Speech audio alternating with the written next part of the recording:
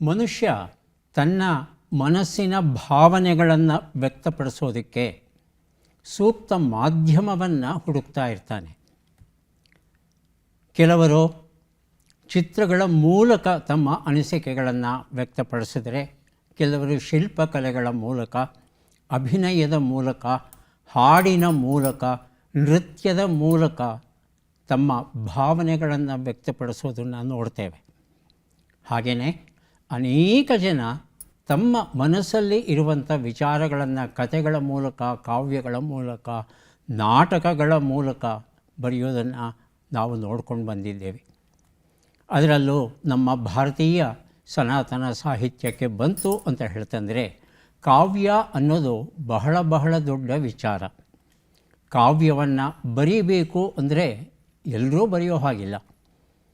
ಒಂದು ಕಾವ್ಯವನ್ನು, ಅದರಲ್ಲೂ ಮಹಾಕಾವ್ಯವನ್ನು ಬರೀಬೇಕು ಅಂದರೆ ಏನೆಲ್ಲ ಮಾಡಬೇಕು ಅನ್ನೋದಕ್ಕೆ ವಿಧಿವಿಧಾನಗಳು ಉಂಟು. ಆ ಕಾವ್ಯದ ನಾಯಕ ಒಬ್ಬ ದೈವ ಆಗಿರಬೇಕು, ಅಥವಾ ದೈವಕ್ಕೆ ಸರಿ ಸಮಾನಾದಂಥ ಒಬ್ಬ ವ್ಯಕ್ತಿ ಆಗಿರಬೇಕು. ಸಾಮಾನ್ಯ ಮನುಷ್ಯ ಆಗಲಿಕ್ಕೆ ಸಾಧ್ಯ ಇಲ್ಲ. ಧೀರೋದಾತ್ತ ಆಗಿರಬೇಕು ಆತ. ಹೀಗೆ ಅನೇಕ ಲಕ್ಷಣಗಳನ್ನು ಹೇಳ್ತಾ ಹೋಗ್ತಾರೆ. ಅವುಗಳಲ್ಲಿ ಬಹಳ ಬಹಳ ಮುಖ್ಯವಾದದ್ದು ಅಷ್ಟಾದಶ ವರ್ಣನೆಗಳು ಅಂತ. ಈ ಅಷ್ಟಾದಶ ವರ್ಣನೆಗಳು ಅಂದರೆ 18 ರೀತಿಯ ವರ್ಣನೆಗಳು ಇರಬೇಕಂತೆ ಕಾವ್ಯದಲ್ಲಿ. ಯಾಕಿರಬೇಕು ಅಂತ ಪ್ರಶ್ನೆ ಕೇಳಿದ್ರೆ, ಅದು ಕವಿಯ ಅನುಭವ ಹಾಗೂ ಜೀವನಾನುಭವ ಏನಿದೆ, ಎಷ್ಟರ ಮಟ್ಟಿಗೆ ಪರಿಪಕ್ವವಾಗಿದೆ ಅನ್ನೋದನ್ನು ತಿಳ್ಕೊಳ್ಳಿಕ್ಕೆ ಈ ಅಷ್ಟಾದಶ ವರ್ಣನೆ ಬಹಳ ಮುಖ್ಯ.